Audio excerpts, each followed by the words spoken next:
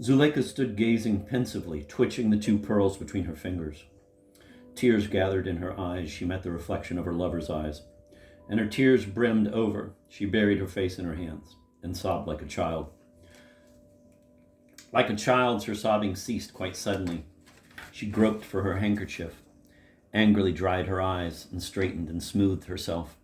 "Now I'm going," she said. "You came here of your own accord because you loved me," said the Duke, "and you shall not go till you have told me why you have left off loving me." "How did you know I loved you?" she asked after a pause. "How did you know I hadn't simply put on another pair of earrings?" The Duke, with a melancholy laugh, drew the two studs from his waistcoat pocket. "These are the studs I wore last night," he said. Zuleika gazed at them. "I see," she said, then looking up. "When did they become like that?" "It was when you left the dining room that I saw the change in them." "How strange. It was when I went into the drawing room that I noticed mine. I was looking in the glass and—" She started. "Then you were in love with me last night?"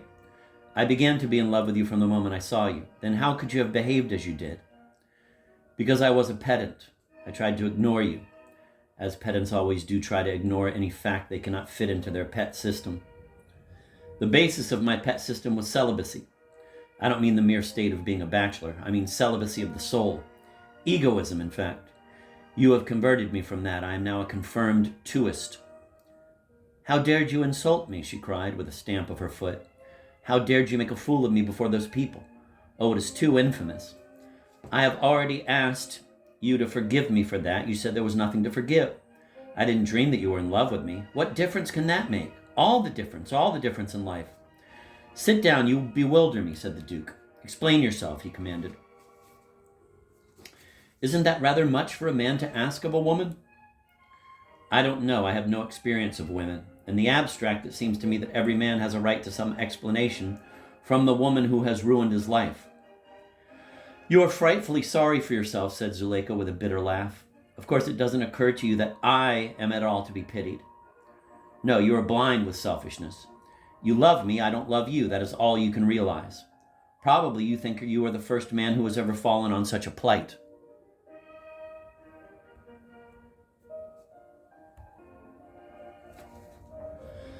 Said the Duke, bowing over a deprecatory hand.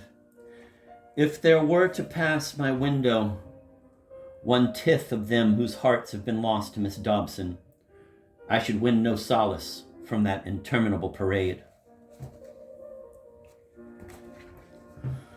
Zuleika blushed. "Yet," she said more gently, "be sure they would all be not a little envious of you. Not one of them ever touched the surface of my heart. You stirred my heart to its very depths. Yes, you made me love you madly. The pearls told you no lie. You were my idol, the one thing in the wide world to me. You were so different from any man I had ever seen except in dreams.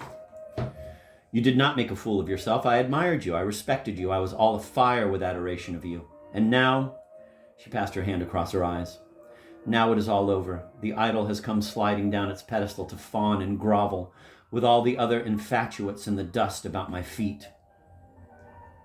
The Duke looked thoughtfully at her. "I thought," he said, "that you reveled in your power over men's hearts. I had always heard that you lived for admiration." "Oh," said Zuleika, "of course I like being admired. Oh yes, I like all that very much indeed. In a way, I suppose I'm even pleased that you admire me. But oh, what a little miserable pleasure that is in comparison with the rapture I have forfeited. I had never known the rapture of being in love.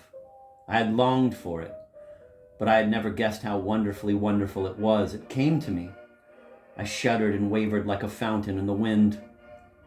I was more helpless and flew lightlier than a shred of thistledown among the stars. All night long I could not sleep for love of you, nor had I any desire of sleep save that it might take me to you in a dream. I remember nothing that happened to me this morning before I found myself at your door. Why did you ring the bell? Why didn't you walk away?"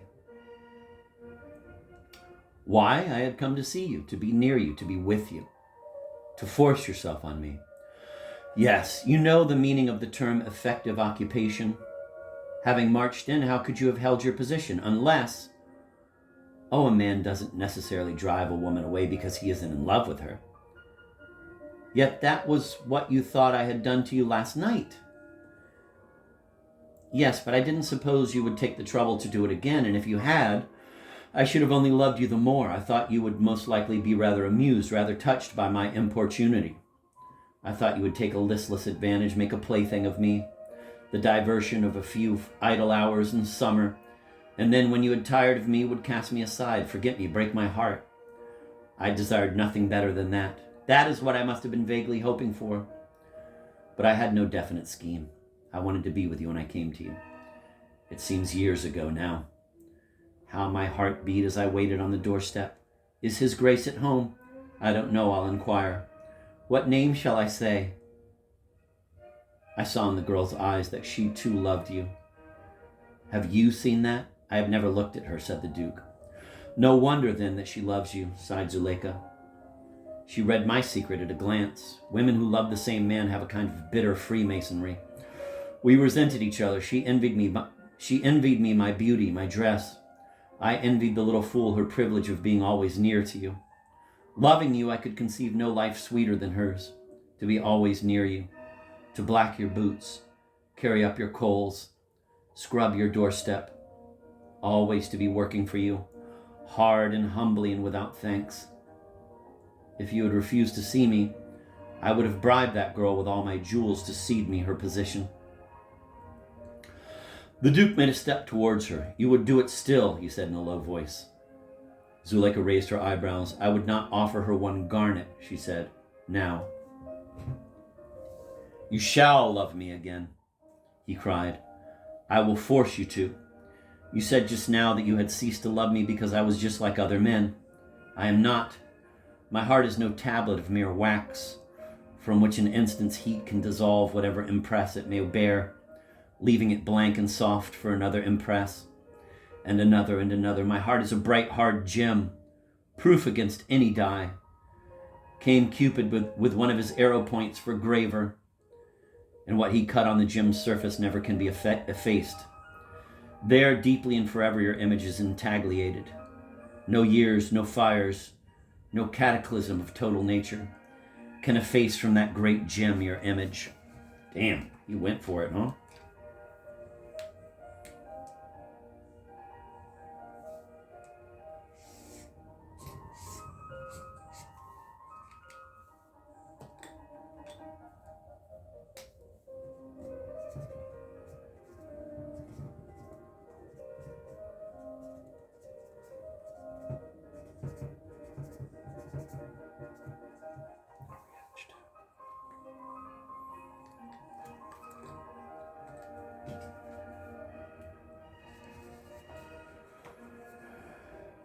I'm going to read that paragraph again. You shall love me again, he cried. I will force you to. You said just now that you had ceased to love me because I was just like other men.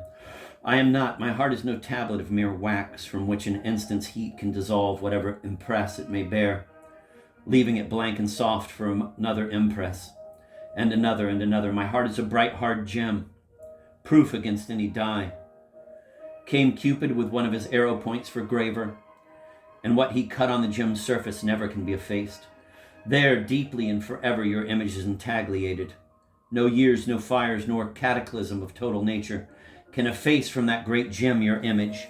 My dear Duke, said Zuleika, don't be so silly. Look at the matter sensibly. I know that lovers don't try to regulate their emotions according to logic, but they do, nevertheless, unconsciously conform with some sort of logical system. I left off loving you when I found that you loved me. There is the premise. Very well. Is it likely that I shall begin to love you again because you can't leave off loving me? The Duke groaned. There was a clatter of plates outside, and she whom Zuleika had envied came to lay the table for luncheon. A smile flickered across Zuleika's lips. And not one garnet, she murmured. Luncheon passed in almost unbroken silence. Both Zuleika and the Duke were ravenously hungry, as people always are after the stress of any great emotional crisis. Between them, they made very short work of a cold chicken, a salad, a gooseberry tart, and a camembert. The Duke filled his glass again and again. The cold classicism of his face had been routed by the new romantic movement which had swept over his soul. He looked 2 or 3 months older than when first I showed him to my reader. He drank his coffee at one draught, pushed back his chair, threw away the cigarette he had just lit. "Listen," he said. Zuleika folded her hands on her lap. "You do not love me. I accept as final your hint that you never will love me. I need not say, could not indeed ever say, how deeply, deeply you have pained me.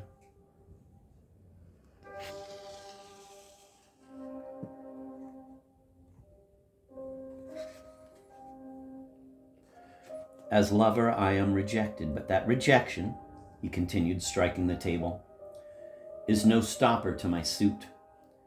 It does but drive me to the use of arguments. My pride shrinks from them. Love, however, is greater than pride. And I, John, Albert, Edward, Claude, Ord, Angus, Tacton, Tanville Tacton, 14th Duke of Dorset, Marquis of Dorset, Earl of Grove, Earl of Chastermain, Viscount Brewsby, Baron Grove, Baron Petstrap, and Baron Wolock, in the peerage of England, offer you my hand. Do not interrupt me. Do not toss your head. Consider well what I am saying. Weigh the advantages you would gain by acceptance of my hand. Indeed, they are manifold and tremendous. They are also obvious. Do not shut your eyes to them. You, Miss Dobson, what are you? A conjurer, a vagrant, without means, save such as you can earn by the sleight of your hand, without position, without a home, all unguarded but by your own self-respect. That you follow an honorable calling, I do not for one moment deny. I do, however, ask you to consider how great are its perils and hardships, its fatigues and inconveniences. From all these evils, I offer you instant refuge. I offer you, Miss Dobson, a refuge more glorious and more augustly gilded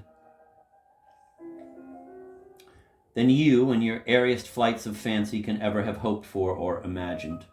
I own about 340,000 acres. My town residence is in St. James Square. Tacton, of which you may have seen photographs, is the chief of my country seats. It is a Tudor house set on the ridge of a valley. The valley, its park, is halved by a stream so narrow that the deer leap across. The gardens are estrated upon the slope. Round the house runs a wide paven terrace. There are always 2 or 3 peacocks trailing their sheathed feathers along the balustrade and stepping how stiffly, as though they had just been unharnessed from Juno's chariot. 2 flights of shallow steps lead down to the flowers and fountains. Oh, the gardens are wonderful. There is a Jacobean garden of white roses. Between the ends of 2 pleached alleys, under a dome of branches, is a little lake with a triton of black marble and with water lilies. Hither and thither under the archipelago of water lilies, dark goldfish, tongues of flame in the dark water. There is also a long, straight alley of clipped yew. It ends in an alcove for a pagoda of painted porcelain, which the Prince Regent, peace be to his ashes, presented to my great-grandfather. There are many twisting paths and sudden aspects and devious, fantastic arbors. Are you fond of horses? In my stables of pine wood and plated silver, 70 are installed. Not all of them together could vie in power with one of the meanest of my motor cars. Oh, I never go in motor cars, said Zuleika. They make one look like nothing on earth and like everybody else. I myself, said the Duke, use them little for that reason. Are you interested in farming? At Tacton, there is a model farm which would at any rate amuse you. With its heifers and hens and pigs that are like so many big new toys. There is a tiny dairy which is called Her Grace's. You could make therein real butter with your own hands and round it into little pats and press every pat with a different device. The boudoir that would be yours is a blue room. 4 Watteaus hang in it. In the dining hall hang portraits of my forefathers. In petto, your forefathers-in-law, by many masters. Are you fond of peasants? My tenantry are delightful creatures, and there is not one of them who remembers the bringing of the news of the Battle of Waterloo. When a new duchess is brought to Tacton, the oldest elm in the park must be felled. That is one of many strange old customs. As she is driven through the village, the children of the tenantry must strew the road with daisies. The bridal chamber must be lighted with as many candles as years have elapsed since the creation of dukedom. If you came into it, there would be, end of quote, and the youth, closing his eyes, made a rapid calculation, quote, exactly 388 candles. On the eve of the death of a Duke of Dorset, 2 black owls come and perch on the battlements. They remain there through the night, hooting. At dawn they fly away, none knows whither. On the eve of the death of any other Tavel Tacton comes, no matter what be the time of year, a cuckoo. It stays for an hour cooing, then flies away, none knows whither. Whenever this portent occurs, my steward telegraphs to me that I, as head of the family, be not unsteeled against the shock of a bereavement, and that my authority be sooner given for the unsealing and garnishing of the family vault. Not every forefather of mine rests quiet beneath his escutcheoned marble. There are they who revisit in their wrath or their remorse the places wherein erst they suffered or wrought evil. There is one who every Halloween flits into the dining hall and hovers before the portrait which Hans Holbein made of him, and flings his diaphanous gray form against the canvas, hoping maybe to catch from it the fiery flesh tints and the solid limbs that were his, and so to be reincarnate. He flies against the painting, only to find himself to other side of the wall it hangs on. There are 5 ghosts permanently residing in the right wing of the house, 2 in the left, and 11 in the park. But all are quite noiseless and quite harmless. My servants, when they meet them in the corridors or on the stairs, stand aside to let them pass, thus paying them the respect due to guests of mine. But not even the rawest housemaid ever screams or flees at sight of them. I, their host, often waylay them and try to commune with them, but always they glide past me, and how gracefully they glide, these ghosts. It is a pleasure to watch them. It is a lesson in deportment. May they never be laid. Of all my household pets, they are the dearest to me. I am Duke of Strathspirran and Cairngorm, Marquis of Sorby and Earl Cairngorm, in the peerage of Scotland. In the glens of the hills about Strathspirran are many noble and nimble stags, but I have never set foot in my house there, for it is carpeted throughout with the tartan of my clan. You seem to like tartan. What tartan is it you are wearing?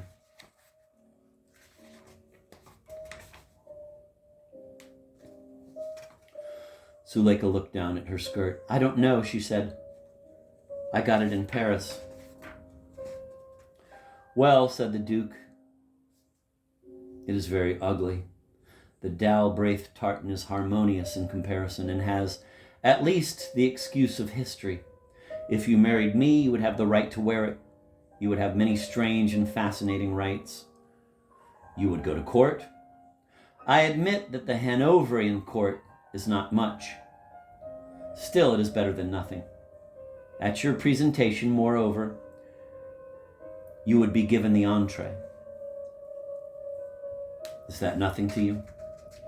You would be driven to court in my state coach.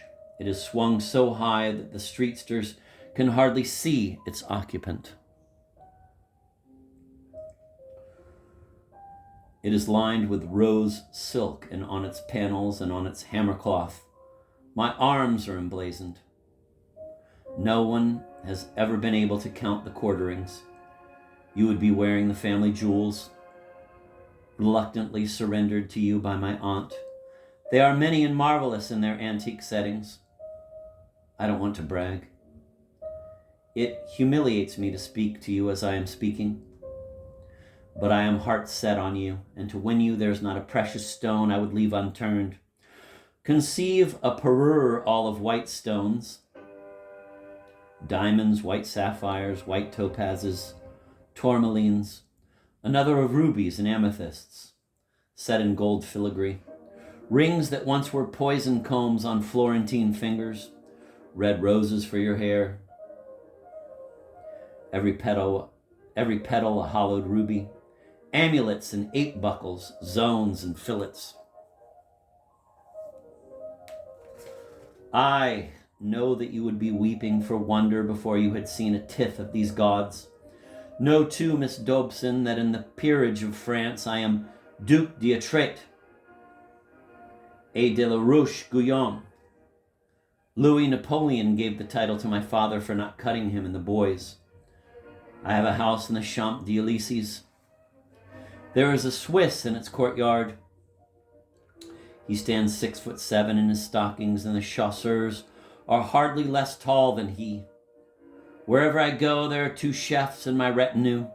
Both are masters in their art and furiously jealous of each other. When I compliment either of them on some dish, the other challenges him. They fight with rapiers next morning in the garden of whatever house I am occupying. I do not know whether you are greedy. If so, it may interest you to learn that I have a 3rd chef who makes only soufflés and an Italian pastry cook, to say nothing of a Spaniard for salads, an Englishwoman for roasts, and an Abyssinian for coffee. You found no trace of their handiwork in the meal you have just had with me? No, for in Oxford it is a whim of mine, I may say a point of honor, to lead the ordinary life of an undergraduate. What I eat in this room is cooked by the heavy and unaided hand of Mrs. Batch, my landlady. It is set before me by the unaided and are you in error? Are you in error? Woof! Fuck.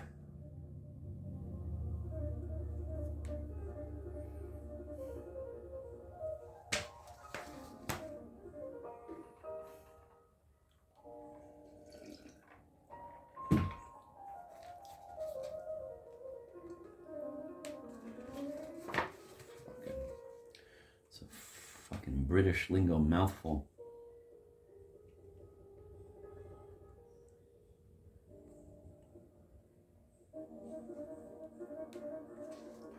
What I eat in this room is cooked by the heavy and unaided hand of Mrs. Batch, my landlady. It is set before me by the unaided and, or are you in error, loving hand of her daughter. Other ministers have I none here. I dispense with my private secretaries. I am unattended by a single valet. So simple a way of life repels you, you would never be called upon to share it. If you married me, I should take my name off the books of my college. I propose that we should spend our honeymoon at Bai. I have a villa at Bai. It is there that I keep my grandfather's collection of Zuleika. The sun shines there always. A long olive grove in blue glimpses through the vacillating leaves. A long olive grove secretes the garden from the sea. When you walk in the garden, you know the sea only in blue glimpses through the vacillating leaves. White gleaming from the bosky shade of this grove are several goddesses. Do you care for Canova? I don't myself. If you do, these figures will appeal to you. They are in his best manner. Do you love the sea? This is not the only house of mine that looks out on it. On the coast of County Clare, am I not Earl of Enniskerry and Baron Chandrin in the peerage of Ireland? I have an ancient castle. Sheer from a rock stands it, and the sea is always raged up against its walls. Many ships lie wrecked under that loud, implacable sea. But mine is a brave, strong castle. No storm affrights it, and not the centuries, Clustering orris, with their caresses, can seduce it from its hard austerity. I have several titles which for the moment escape me. Baron Luchel am I, but you can find them for yourself. In Debret, in me you behold a prince of the Holy Roman Empire, and a knight of the most noble order of the Garter. Look well at me. I am hereditary comber of the Queen's lapdogs. I am young. I am handsome. My temper is sweet, and my character without blemish. In fine, Miss Dobson, I am a most desirable parti. But, said Zuleika, I don't love you.